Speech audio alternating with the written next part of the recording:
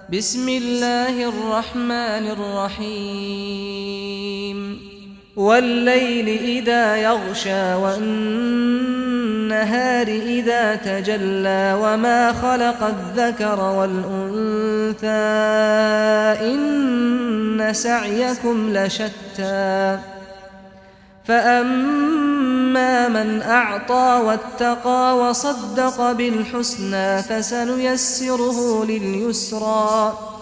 وأما من بخل واستغنى وكذب بالحسنى فسنيسره للعسرى وما يغني عنه ماله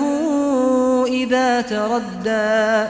إن علينا للهدى وإن لنا للآخرة والأولى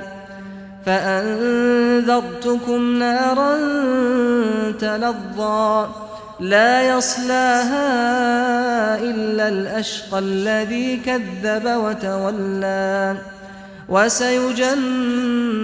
الأتقى الذي يؤتي ماله يتزكى وما لأحد عنده من نعمة تجزى إلا ابتغاء وجه ربه الأعلى ولسوف يرضى.